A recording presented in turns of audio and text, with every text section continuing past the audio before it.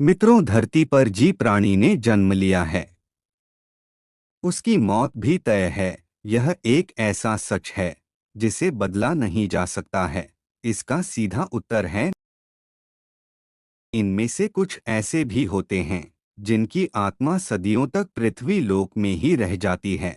इसका कारण है कि उनकी अकाल मृत्यु हो जाती है।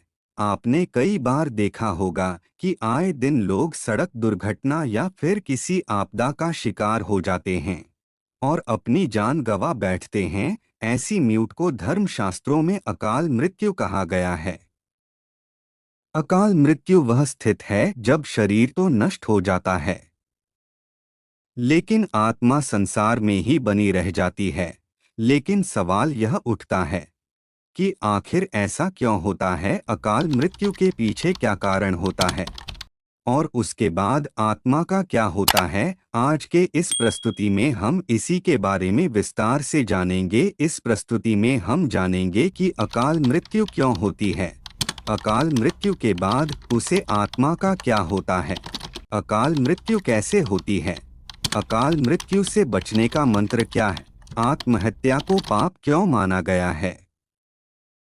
इसीलिए इस वीडियो को पूरा देखें। देर ना करते हुए आज के प्रस्तुति की शुरुआत करते हैं।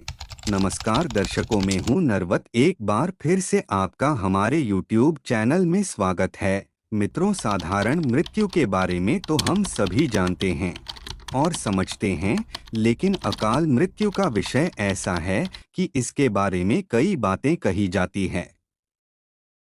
गरुड़ पुराण के साथ में अध्याय में पक्षीराज गरुड़ के पूछने पर भगवान विष्णु कहते हैं कि अगर कोई प्राणी भूख से तड़पकर मर जाता है या किसी हिंसक जानवर द्वारा मृत्यु हो जाती है या फिर किसी जहरीला पदार्थ सेवन करने से या फिर पानी में डूबने से किसी मनुष्य की मौत हो जाती है, तो ऐसे मनुष्य को अकाल मृत्यु के श्रेणी में रखा जाता है। फिर पक्षीराज गरुड़ पूछते हैं कि है नारायण, अकाल मृत्यु क्यों होती है? कृपया मुझे विस्तार से बताइए। तब भगवान विष्णु कहते हैं कि यह पक्षीराज, अकाल मृत्यु किसी भी कारण से हो सकती है। फिर चाहे वह किसी रोग के कारण हो या दुर्घटना के कारण। ऐसे में मनुष्य अक्सर यही सोचता है कि काश यह उनके साथ नहीं हुआ होता, तो शायद उनकी मृत्यु नहीं होती। परंतु अकाल मृत्यु का कारण अनेक जन्मों में किए गए दुष्कर्म को बताया गया है। फिर गरुड़ देव पूछते हैं कि हे भगवान, जब वेदों में मनुष्य की उम्र 100 साल निश्चित की गई है, तो उनकी अकाल मृत्यु क्यों हो जाती है? इस सवाल के उत्तर में श्रीहरि बताते हैं कि यह सच है, वेदों में मनुष्य की उम्र 100 साल निर्धारित की गई है, परंतु इसमें दुष्कर्म को नहीं मिलाया गया। यानी हर इंसान की मृत्यु तभी होती है जब उसके पास धर्म कार्यों के लिए शक्ति नहीं होती है या फिर उसका शरीर उसे धर्म कार्य करने की इजाजत नहीं देता। इसके अलावा जब कोई इंसान अपनी इच्छा से धर्म कार्यों को त्याग देता है, तो पृथ्वी पर उसके जीवन की अवधि कम होती जाती है। देखा जाए तो हर इंसान का कर्म ही उसका धर्म होता है। मनुष्य की मृत्यु कब होती है? जब उसके पास अपने इन कर्मों को निभाने की शक्तियां नहीं होती। इंसान की उम्र भले ही 100 साल हो, लेकिन अपने कर्मों के जरिए वह अपनी उम्र को खुद ही नष्ट करता चला जाता है। वेदों का ज्ञान न होने से मनुष्य जान ही नहीं पाता कि वह कब को कम करता जाता है। हर मनुष्य को धर्म और धर्म के बारे में अवश्य जानना चाहिए। आगे पक्षीराज गरुड़ पूछते हैं कि है नारायण, अकाल मृत्यु के बाद आत्मा का क्या होता है? तब श्री हरि बताते हैं कि मनुष्य के जीवन के साथ चक्र निश्चित है।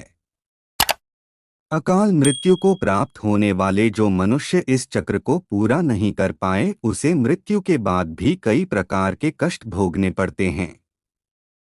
दरअसल अचानक ही मृत्यु होने की वजह से मनुष्य की इच्छा, कामना और कृष्ण बनी रहती है, जो कभी पूरी नहीं हो पाती। ऐसे में शरीर तो नष्ट हो जाता है, लेकिन आत्मा का मोह नहीं छूटता। इस स्थिति में अकाल मृत्यु वाली आत्माएं अपने परिजनों या जीवित लोगों को कष्ट पहुंचती है और अपनी मनोकामनाएं पूरी करने का भी प्रयास करती है।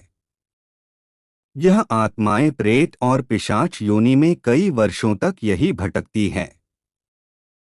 आगे श्री हरि बताते हैं कि प्राकृतिक मौत से करने वाले मनुष्य को 13 या 45 दिन में दूसरा शरीर प्राप्त हो जाता है। और मिलते हैं फिर पार्ट 2 लेके, तब तक आपका ख्याल रखें। पार्ट 2 देखने के लिए कमेंट में लिखो, पार्ट 2 में जल्दी अपलोड करूंगा।